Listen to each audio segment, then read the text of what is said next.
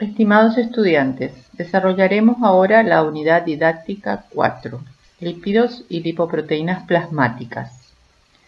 Conoceremos esta familia de moléculas tan importantes para un organismo vivo, pero cuyos excesos ocasionan graves problemas de salud. Los lípidos. ¿Ángeles o demonios? Esperamos que este video les sea de utilidad. Comencemos. Aunque el cuerpo humano, al igual que otros organismos, se compone principalmente de agua, alrededor del 60% en peso en los animales, las biomoléculas orgánicas constituyen un resto complejo de sustancias que sustentan, protegen, regulan, dirigen y defienden la entidad completa. Dentro de este grupo de sustancias se encuentran los lípidos. Los lípidos, cuya característica común es la de ser insolubles en agua y solubles en solventes orgánicos tales como el cloroformo, éter, benceno, etc. Se trata de un grupo de moléculas, llamadas también biomoléculas orgánicas, que integran junto con las proteínas, hidratos de carbono y ácidos nucleicos los llamados compuestos biológicos primarios. Los lípidos tienen muchísimas funciones distintas, ya que se trata de un grupo de sustancias complejas y diferentes entre sí. Entre las funciones vamos a mencionar a la función estructural. La función estructural está a cargo de lípidos llamados fosfolípidos y glucolípidos, que son parte de las membranas celulares. Otra función es la de reserva, protección y aislantes térmicos, a cargo de los acilglicéridos, también conocidos como grasas. Otra función es la función energética, que es también cumplida por los acilglicéridos, que se acumulan en el tejido adiposo. También tienen una función de reguladora, son los lípidos que actúan como hormonas esteroideas, prostaglandinas y vitaminas liposolubles, que regulan las actividades fisiológicas. Y finalmente mencionaremos a la función de cubierta protectora de la superficie de muchos organismos, que está a cargo de un lípido llamado cera. Si bien las funciones son muchas más, estas serían como las más importantes. Veremos ahora la clasificación de los lípidos. Y si bien es cierto que según la bibliografía que se consulte, existen diferentes maneras de clasificar a los lípidos, nosotros hemos elegido la siguiente. Vamos a clasificar a los lípidos en lípidos simples, lípidos complejos y un tercer grupo, el de las sustancias asociadas a lípidos. Dentro de los lípidos simples encontramos a los acilglicéridos o acilgliceroles, más comúnmente llamados grasas y aceites. Aquí en esta foto podemos ver una serie de alimentos que contienen acilglicéridos o acilgliceroles. También en este grupo encontramos a las ceras, por ejemplo la cera de la abeja, la cera del oído, etc. Dentro de los lípidos complejos, que muchos de los cuales son constituyentes importantes de la membrana celular, tenemos a los fosfolípidos, glicolípidos o glucolípidos y a las lipoproteínas, que las lipoproteínas pueden ser de membrana, pero existen también lipoproteínas plasmáticas, es decir, que se encuentran en el plasma sanguíneo. Y finalmente tenemos en el grupo de las sustancias asociadas a lípidos, vamos a mencionar a los terpenos, a las vitaminas liposolubles como la K, la E, la D y la A, y a los esteroides. Dentro de los esteroides, el representante más importante es el colesterol, que como lo indica el dibujo, es también un constituyente fundamental de las membranas celulares animales. Es decir, entonces, los lípidos los clasificamos en lípidos simples, lípidos complejos y sustancias asociadas a lípidos. Dentro de los lípidos simples, los acilglicéridos o acilgliceroles y las ceras. Dentro de los lípidos complejos, fosfolípidos, glicolípidos o glucolípidos y lipoproteínas. Y dentro de las sustancias asociadas a lípidos, los terpenos, vitaminas liposolubles y esteroides. En casi todos los lípidos extraídos de seres vivos se encuentran, formando parte de la molécula de los lípidos, ciertos ácidos denominados ácidos grasos. Los ácidos grasos no son lípidos, simplemente por el hecho de ser solubles en agua, pero se asocian a otras sustancias, se vuelven insolubles, es decir, se vuelven lípidos. Los ácidos grasos son moléculas constituidas por carbono, hidrógeno y oxígeno. Vemos aquí una fórmula química de un ácido graso. Acá, como ustedes ya saben, las C representan los átomos de carbono, las H representan a los átomos de hidrógeno y la O representan a los átomos de oxígeno. Aquí tenemos esta otra forma de representar a la misma molécula en la que las bolillas negras serían los átomos de carbono, las bolillas blancas serían los átomos de hidrógeno y las bolillas rojas los átomos de oxígeno.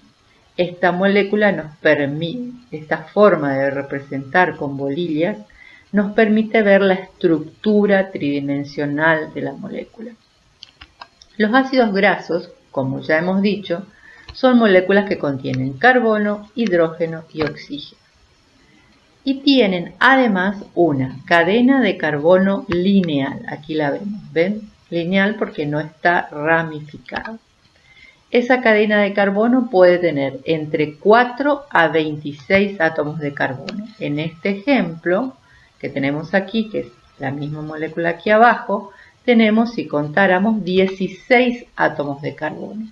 Y un tercer elemento que caracteriza a los ácidos grasos es la presencia del grupo carboxilo. El grupo carboxilo.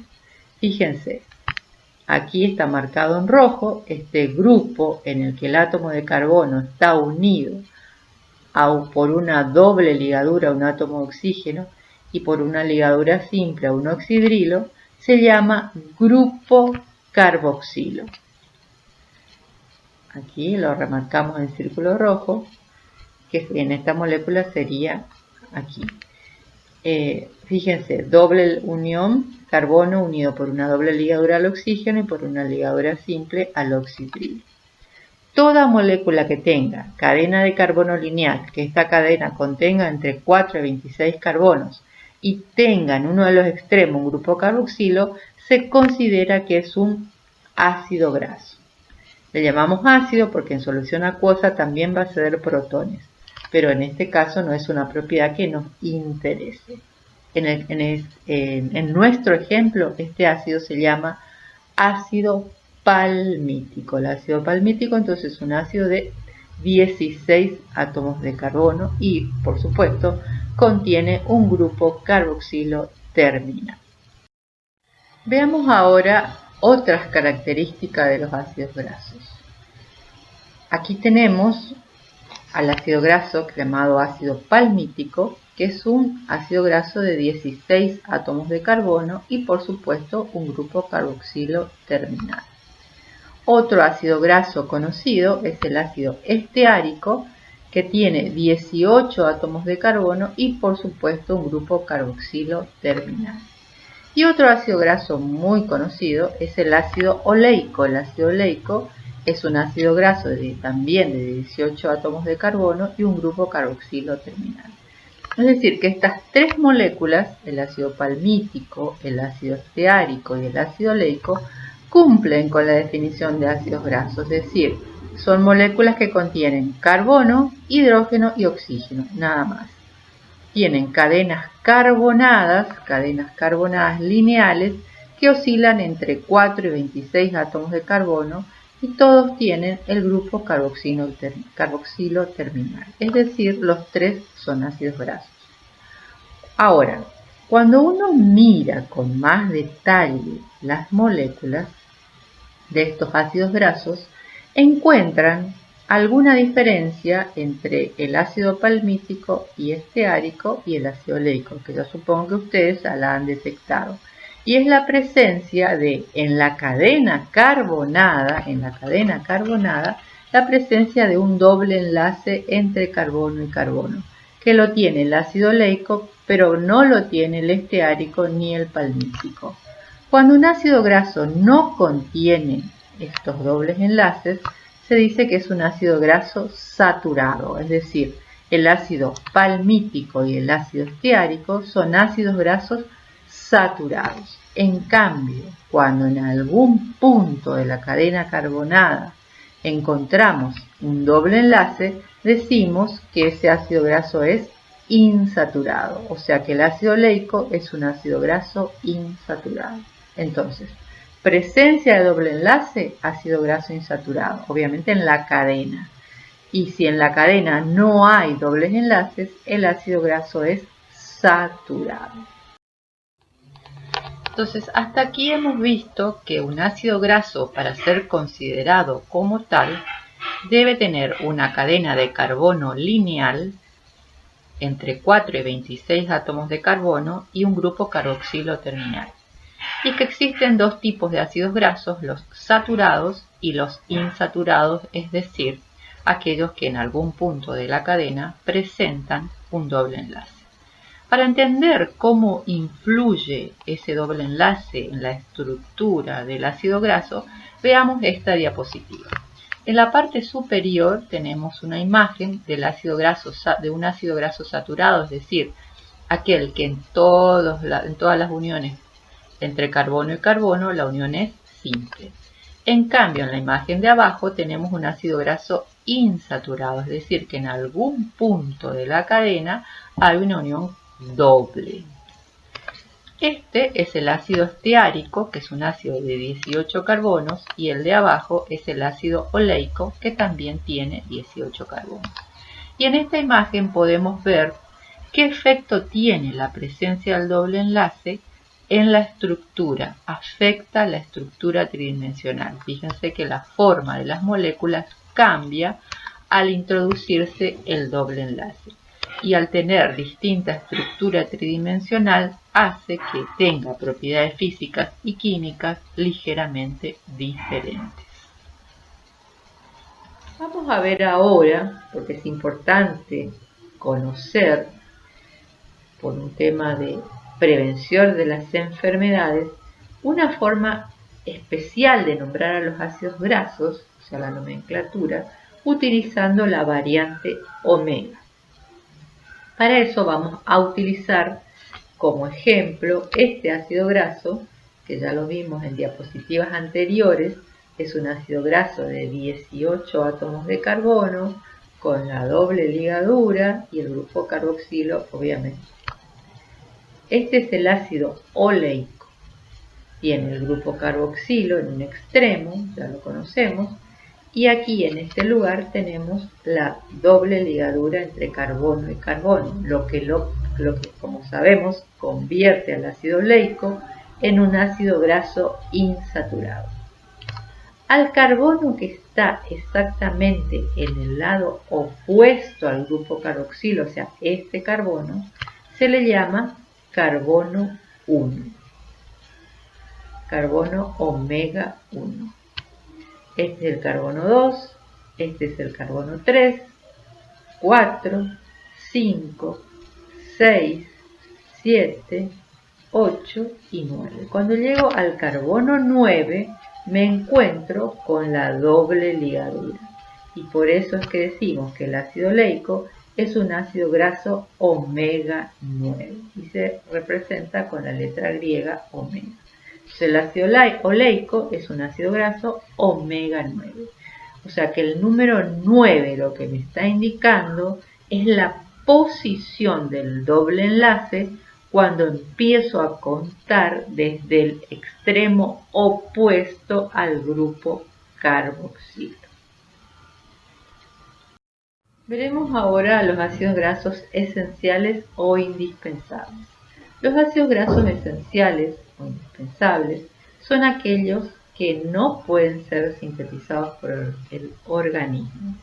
La gran mayoría de los ácidos grasos van a ser sintetizados por el organismo, pero hay algunos que no, y por lo tanto tienen que ser aportados por la dieta.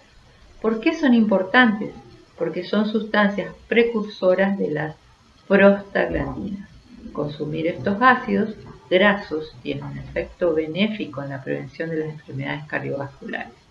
Lo que se vio es que aquellas dietas que contienen muchos ácidos grasos esenciales son dietas que ayudan a prevenir las enfermedades cardiovasculares.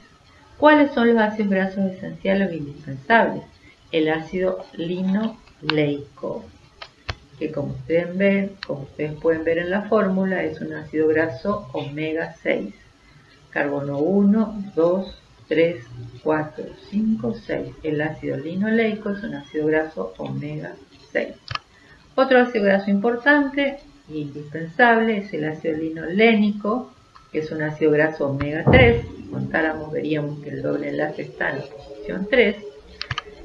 Y el tercero y último que vamos a ver es el ácido araquidónico, que es un ácido graso omega 6. 1, 2, 3, 4, 5, 6.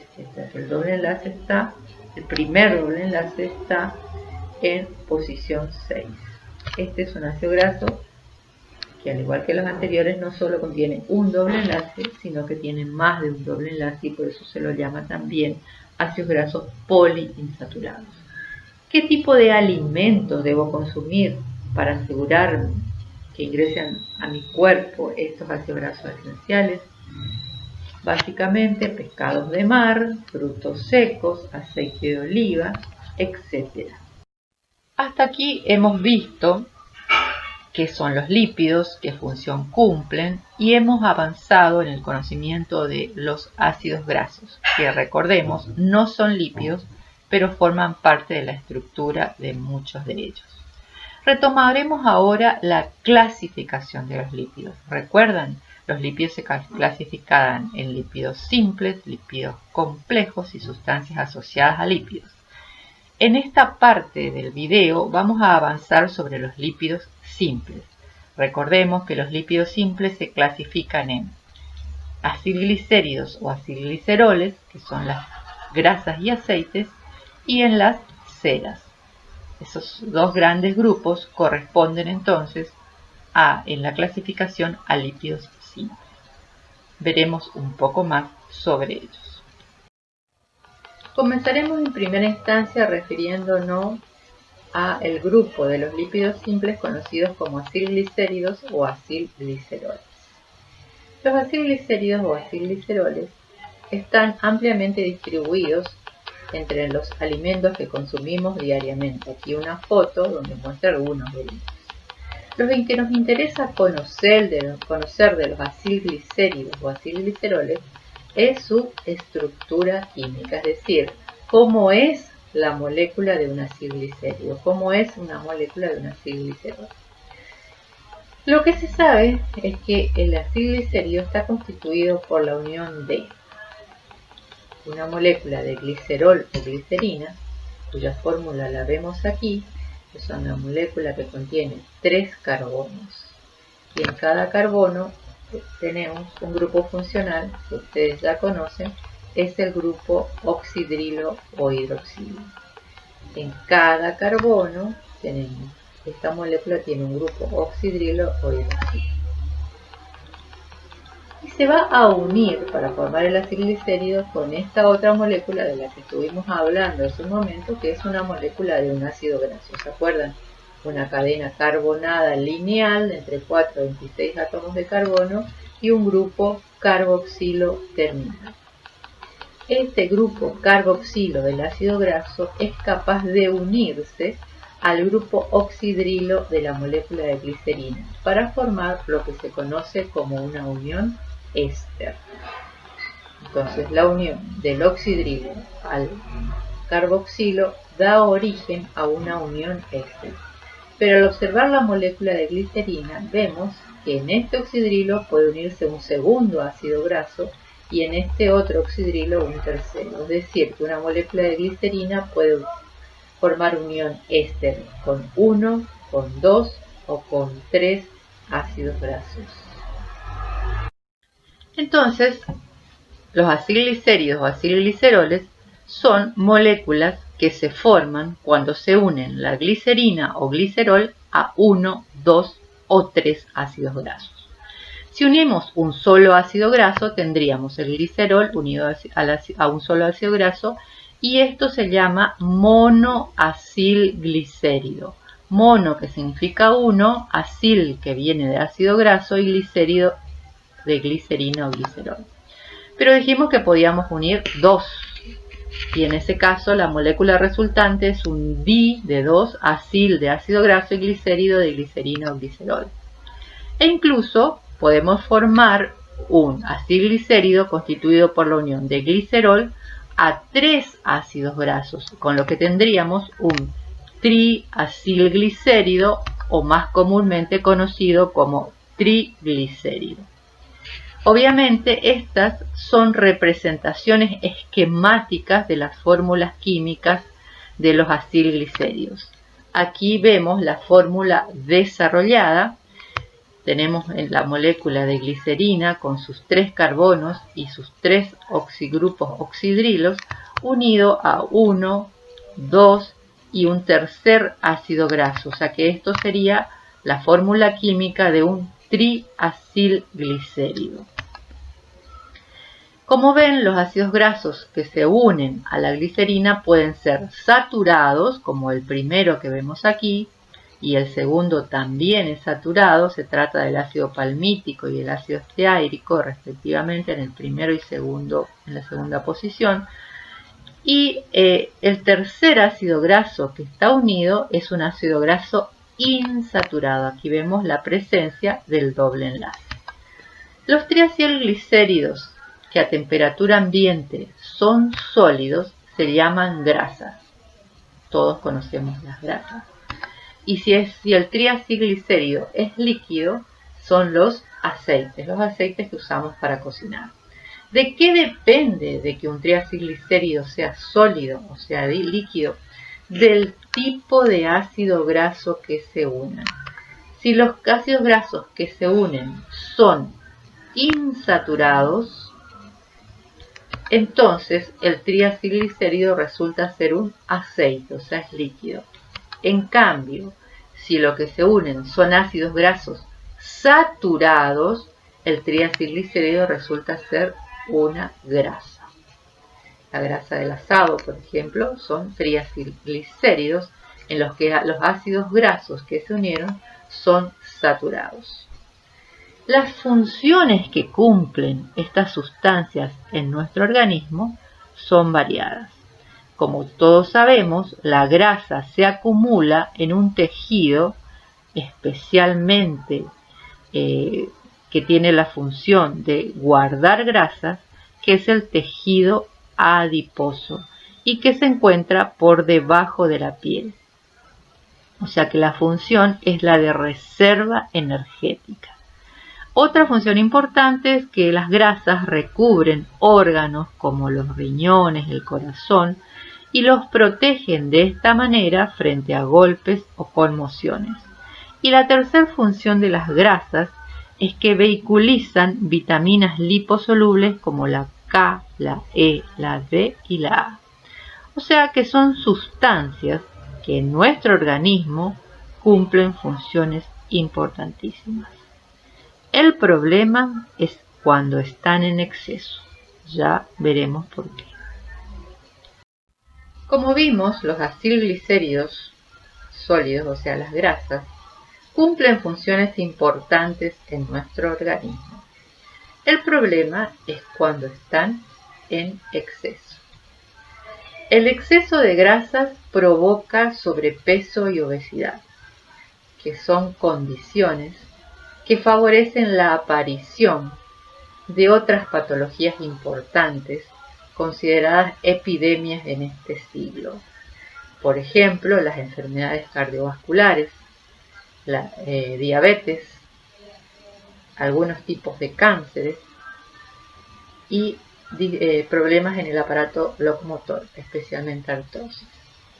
¿Cómo saber si una persona tiene sobrepeso u obesidad? Pues es algo bastante sencillo. Necesitamos dos datos: conocer el peso y la estatura, y hacer una división simple. Tomamos el peso de la persona en kilogramos y dividimos 2 veces por la estatura. Y ahí vamos a obtener un valor.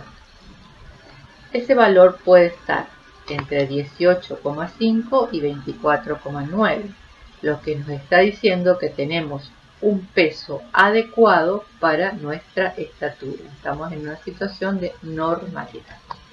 Cualquier valor por arriba de 24,9, o sea 25 o más, vamos a estar en una situación de sobrepeso, obesidad, obesidad severa u obesidad mórbida, que como ya mencionamos recién, son factores de riesgo de muchas patologías. Otra cosa que es importante medir es el perímetro de cintura, porque el perímetro de la cintura me va a decir si una persona tiene o no tiene obesidad abdominal.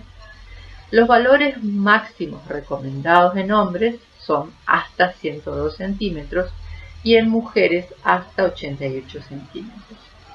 Valores por encima de estos sugieren que la persona tiene mayor riesgo de enfermedades cardiovasculares que otra cuyos valores de perímetro de cintura estén por debajo de los valores mencionados. Entonces, ¿cómo lograr evitar el sobrepeso y la obesidad o la obesidad abdominal? Pues las recomendaciones son bien sencillas, pero parece que no tan fáciles de cumplir. Dieta sana y ejercicio físico. Dieta sana, ¿qué significa? Disminuir el consumo de grasas y aumentar el consumo de frutas y verduras, y acompañar siempre por ejercicios diarios. Hasta aquí hemos desarrollado los lípidos simples, y dentro de los lípidos simples hablamos de los acilglicéridos o acilgliceroles, más comúnmente llamados grasas y aceites. Pasaremos ahora a centrar nuestra atención en los lípidos complejos, que como ya mencionamos, son muy abundantes en las membranas celulares. Nos abocaremos a los fosfolípidos, glicolípidos o glucolípidos y a las lipoproteínas. Y en este último grupo, el de las lipoproteínas, nos abocaremos especialmente a las lipoproteínas plasmáticas, es decir, a las que están en el plasma sanguíneo. Comenzaremos entonces con los primeros, los fosfolípidos.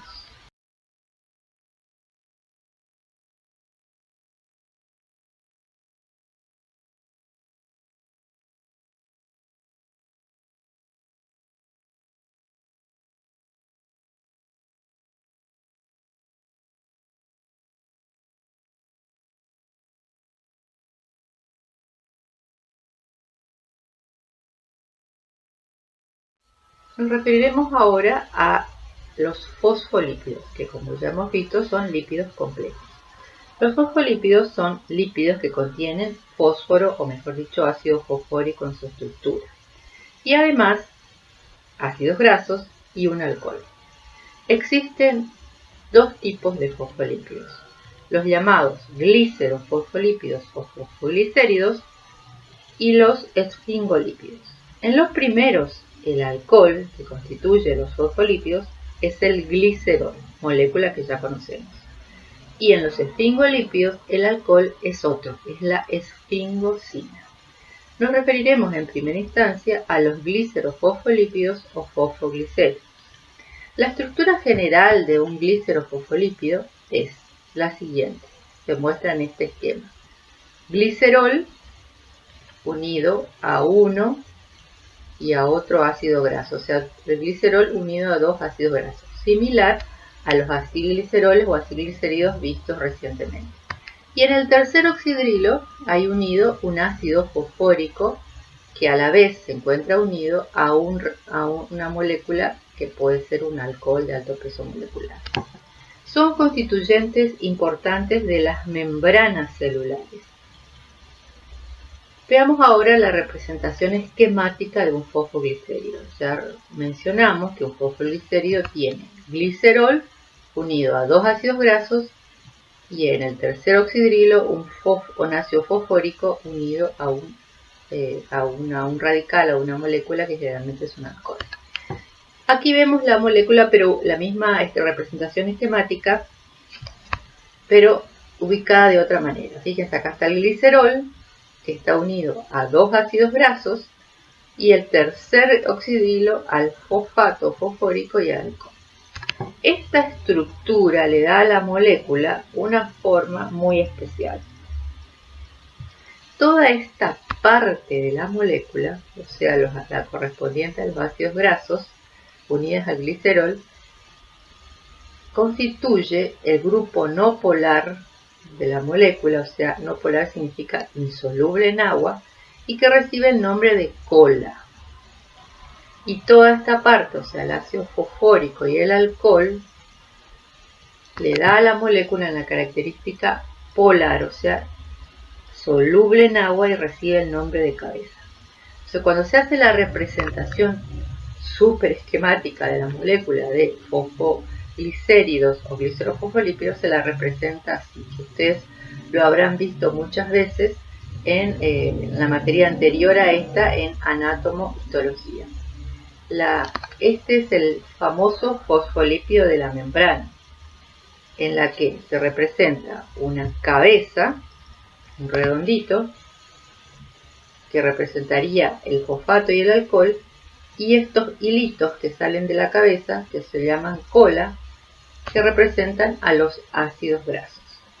La membrana celular es una doble capa de lípidos o bicapa lipídica, en la que estos fosfolípidos, que tienen una cabeza polar y una cola no polar, se ubican de tal manera que las cabezas siempre quedan hacia afuera de la célula o hacia el interior de la célula. Y en el medio queda una zona de cola, que es la zona hidrofóbica, o sea, que repele al agua. Entonces, cada uno de estos fosfolípidos, está representado en este cuadradito, representa a un fosfolípido. Esto le da a la membrana celular una estructura de mosaico fluido, en la que los fosfolípidos están ubicados en una doble capa y hay proteínas en esa doble capa de lípidos que la atraviesan de lado a lado, que son las proteínas integrales. Luego más adelante vamos a ver para qué sirve. También en la membrana hay glucoproteínas, o sea, asociaciones de proteínas con glúcidos o hidratos de carbono, y hay glucolípidos, o sea, asociaciones de glúcidos con lípidos. Y además, si ustedes se fijan con detalle, en el medio, en la zona hidrofóbica de la membrana, hay incrustadas moléculas de colesterol, que es un componente único de las membranas de las células animales. Las células vegetales no contienen colesterol. Entonces, repasamos, el glicerofosfolípido o fosfoglicérido contiene glicerol unido a dos ácidos grasos, lo que constituye la cola del fosfolípido. Y en el tercer oxidrilo hay ácido fosfórico y un alcohol que se representa con él, lo que constituye la cabeza del fosfolípido. Entonces, la doble capa lipídica, las cabezas se ubican hacia afuera o hacia el interior de la célula, estando las colas ubicadas en el interior. sea que la parte externa e interna de la membrana celular son solubles en agua, pero la parte interna de la membrana no lo es. Muy bien. Pasamos ahora al... ¿Se acuerdan que habíamos dicho que los fosfolípidos se clasificaban en glicerofosfolípidos y esfingolípidos? Veamos ahora brevemente qué son los esfingolípidos. Los esfingolípidos, cuya estructura general es esfingosina, que es el alcohol, o sea que reemplaza el glicerol, tenemos la esfingosina, tenemos un ácido graso y también, por supuesto, un fosfolípido, así que vamos a encontrar ácido fosfórico unido a un alcohol. Es un componente importante de las vainas de mielina que rodea las fibras nerviosas. Muy bien. Entonces, hasta aquí hemos visto a los lípidos complejos y hemos desarrollado lo correspondiente a los fosfolípidos. Veremos ahora a las lipoproteínas. Las lipoproteínas, ¿qué son? Son asociaciones de lípidos y proteínas, como lo indica su nombre. Existen lipoproteínas de membrana, o sea, en la membrana celular, pero no son las que nos interesan en este momento. Vamos a hacer hincapié en las lipoproteínas plasmáticas, es decir, las asociaciones de lípidos y proteínas que se encuentran en el plasma sanguíneo, que como ustedes ya saben, el plasma es la parte líquida de la sangre. ¿Qué función tienen las lipoproteínas plasmáticas? Como ustedes ya saben, los lípidos son insolubles en agua. Entonces, estas lipoproteínas son una forma de transportar lípidos insolubles en agua en un medio acuoso, como lo es la sangre y la línea. ¿Cómo está constituida una lipoproteína? Tiene un interior rico en lípidos, como son los triacilglicéridos o triglicéridos, y en colesterol, y una parte externa cubierta por fosfolípidos con su cabeza polar hacia afuera, con su cabeza polar soluble, y sus colas no polares hacia el interior. Y también hay proteínas que están formando parte de la cubierta externa. O sea que por fuera la lipoproteína es soluble en agua, teniendo un interior insoluble donde están ubicados lípidos como los triacilglicéridos y el colesterol. ¿Cuáles son las lipoproteínas? Tenemos 4 tipos de lipoproteínas. Los kilomicrones, que son lipoproteínas que se forman en el intestino delgado luego de la absorción de las grasas de los triacilglicéridos y que después viajan a través de la linfa por todo el cuerpo. Las HDL, que ya vemos aquí, están con forma de angelito, así que son las llamadas lipoproteínas protectoras o buenas. Luego las VLDL, que son lipoproteínas ricas en triacilglicéridos, es la forma en la cual las células reciben un suministro constante de triacilglicéridos, que como sabemos es una molécula altamente energética. Y por último las LDL, que acá las representamos con un diablito, porque si bien el problema no es la LDL en sí, el problema es el exceso de LDL. ¿Cómo funcionan básicamente la HDL y la LDL, que son las que nos interesan en este momento? El hígado va a sintetizar LDL, va a sintetizar esta lipoproteína rica en colesterol. ¿Por qué? Porque las células del cuerpo precisan colesterol, por ejemplo, para la síntesis de sus membranas celulares. O sea que la LDL es una forma en la cual el colesterol es llevado a las células del cuerpo. Es una función fundamental. El problema no es la LDL, el problema es el exceso de LDL. Todos los excesos van a ser retirados por la HDL, que funcionarían algo así como un camión de basura, quitando el exceso de colesterol de las células del cuerpo y llevando ese exceso al hígado. Y en el hígado el cuerpo los va a convertir en sales biliares y se van a eliminar con la materia fecal. Mientras todo esto funcione correctamente, no hay ningún problema. El problema surge cuando por una mala alimentación y o falta de ejercicio físico, la cantidad de LDL aumenta y las HDL no dan abasto para quitar el exceso de colesterol de la célula. O sea que volvemos a lo de siempre: dieta saludable y ejercicio físico adecuado. Pasamos ahora al tercer y último grupo en la clasificación de los lípidos, o sea, las sustancias asociadas a lípidos.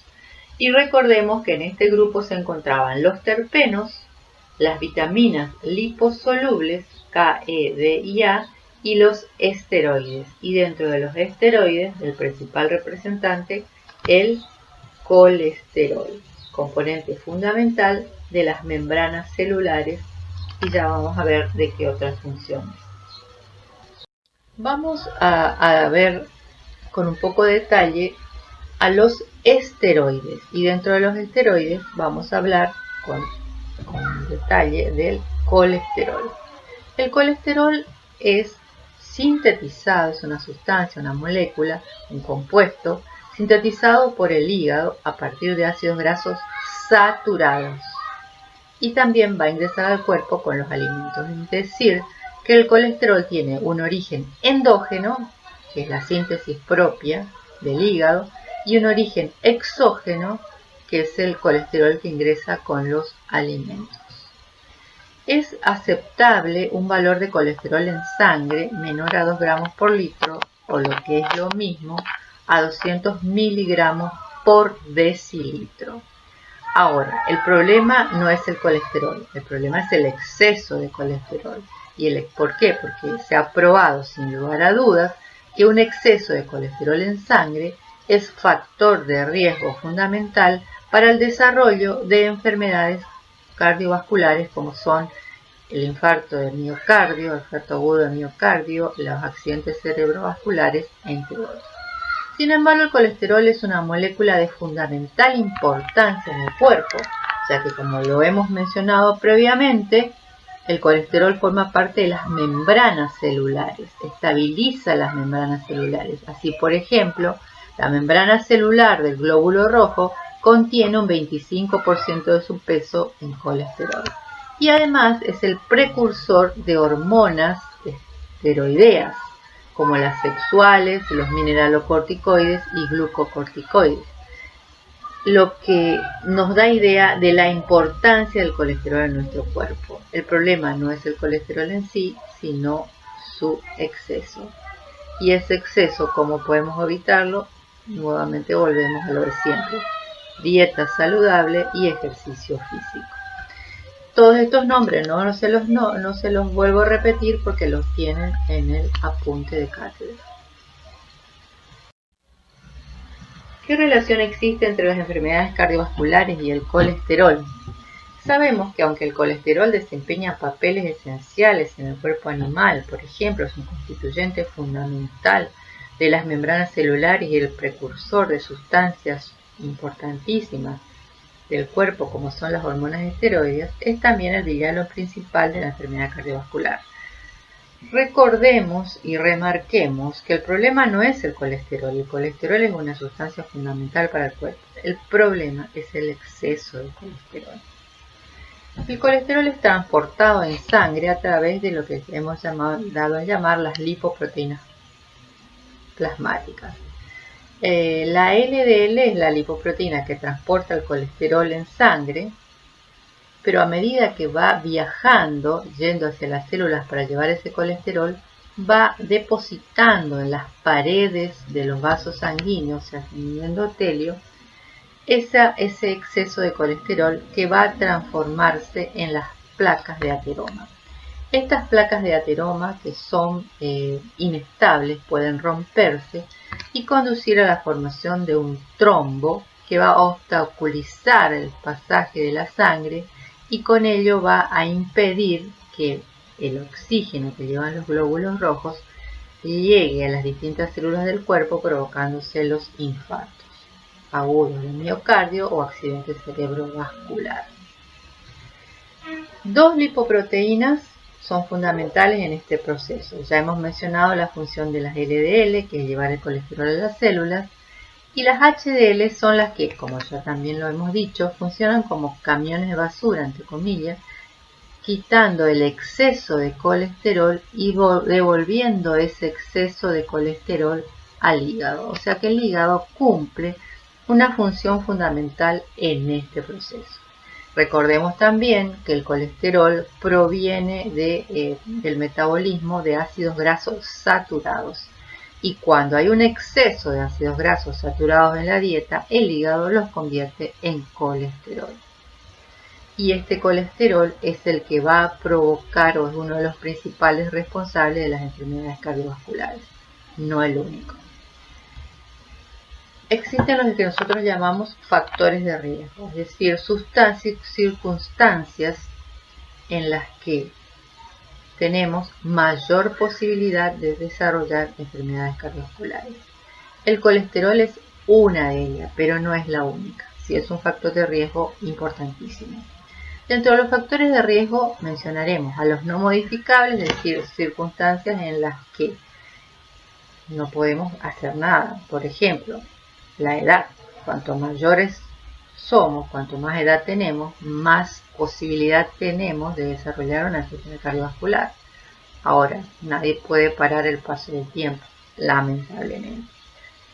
Pero existen otros factores de riesgo que nosotros llamamos modificables, es decir, que son factores de riesgo que adoptando una conducta adecuada podemos cambiarlos. Por ejemplo, tabaquismo es un factor de riesgo importantísimo. Si dejamos de fumar, disminuimos el riesgo de desarrollar una enfermedad cardiovascular. Lo mismo si somos hipertensos, debemos cuidar nuestra tensión arterial, etc. Aquí figura el colesterol, que es un factor de riesgo fundamental, pero es modificable, es decir, que lo podemos cambiar, podemos hacer que nuestro colesterol en sangre disminuya. ¿Cómo? ¿Cómo hacemos? Lo de siempre, dieta saludable y ejercicio físico. La receta es muy sencilla, por ahí resulta un poco más complejo poder cumplirla. Pero bueno, en eso tenemos que poner mucha energía para vivir bien, mejor y muchos años. Y ya llegando al final de la unidad vamos a hacer un repaso general de lo que hemos visto hasta ahora.